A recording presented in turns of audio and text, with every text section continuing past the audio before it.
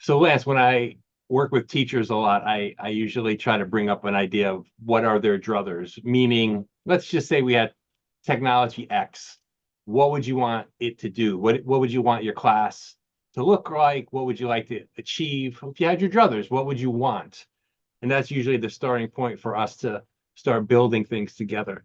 So let me ask you, if you had your druthers, uh, money, technology was there. You could build anything you wanted, or you could help build anything. What would uh, what would your game design druthers be?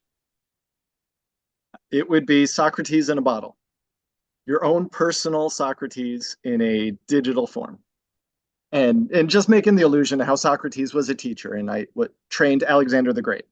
So Mm-hmm. the idea is like, what if we could have a teacher whose entire existence is to train us and to speak to us at a level we understand, who can constantly assess what we know, can create content that entices us, that excites us, that aligns with everything we're passionate about and interested in, or can introduce us to new things and grow our passions. Like so much of learning has come from that factory model where it's like not one size fits all, but it's like you're in a school, you sit at desks, the curriculum has been created to meet the needs of society. You're in big groups, teachers go through curriculum and they're inching you up towards the types of skill sets industries want. On the flip side, we've seen, eons of apprenticeships where people specialized earlier and they specialized in a trade, but they became masters by the time they were early teenagers. And we're capable of that. We're capable of being virtuosos in a domain early on.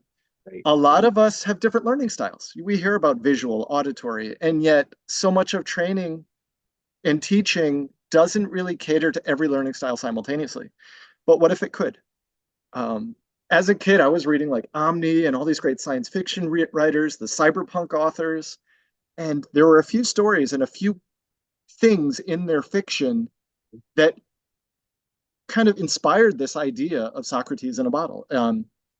We could start with 1953's Fahrenheit 451, where Ray Bradbury prophesized virtual reality.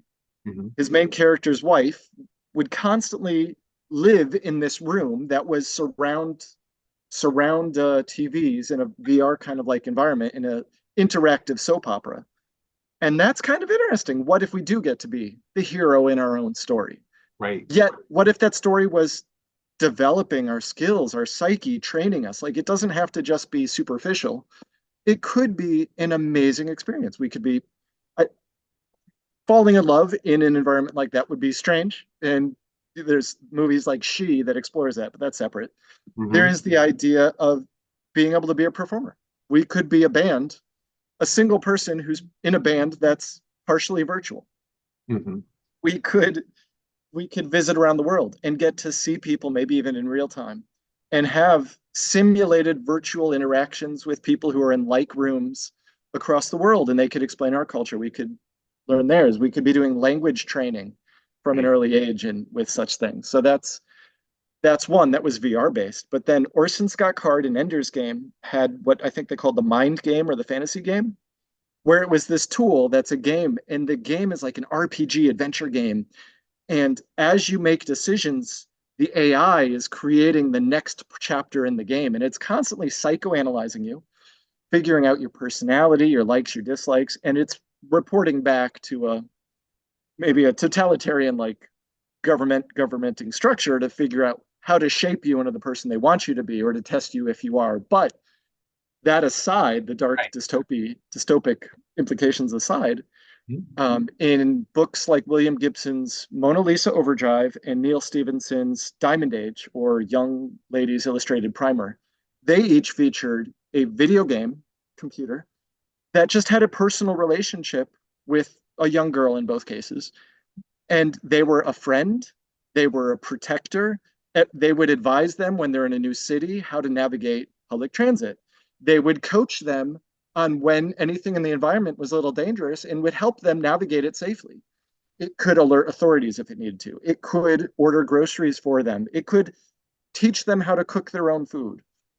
It could teach them how to repair something. It was literally a master teacher, multi skilled, who followed you around and was available on demand, could help you navigate the environment, but also could teach you almost anything and was with you for years. So if you did then take this into school, it could monitor and keep track of and take notes for you, but then quiz you on what you're learning. It can be an augment to everything. And one of the things I see about what's going to be game changing is how games will probably be an interface like it was an Ender's Game for such AI based learning, where it can create games on the fly that train us in almost anything. So is this near future? No. But we're progressing towards it pretty quick, and it's going to be amazing if and when it really presents itself like this. Yeah. Well, what I love about what you were saying about the tutor Mm, is, as much technology as it would take to build this tutor that you're talking about, at the yep. same time, we're seeing that there probably is the ability to learn anything now, Yep. right? All the But components of it are being done.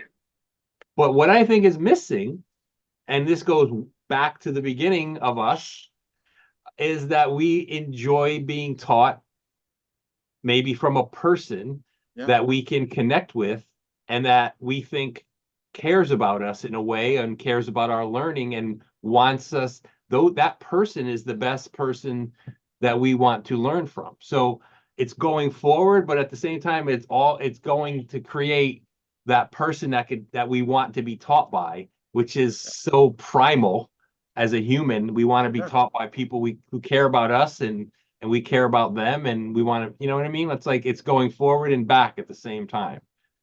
It's funny. It's when you approach game design, it's also true. Mhm. Games cannot radically change because people are not radically changing. Right. People are people, and games are designed around our wants and desires and what pleases us. And it's like novelty. It's social more than anything. Social interaction, social connection, love, belonging, Mhm. so integral and core. And everything has to stem from that. And AI is allowing computers to become social in ways that have so many positive ramifications. Right. And say from a therapy point of view, like people in their lives can be exposed to things that aren't healthy, but a well-trained AI therapist could help us navigate that in a way that's could be so positive and uplifting and empowering and can help people understand when their environment is not Right. as positive as it could be. It can give younger audiences some protection and some support through that and beyond it. So yeah, I see really huge potential in the positive sense once we connect the dots between these things. Gotcha. Hey, Les, thank you for sharing your druthers about technology and game design. Appreciate Hope it comes to pass. it. Me, likewise.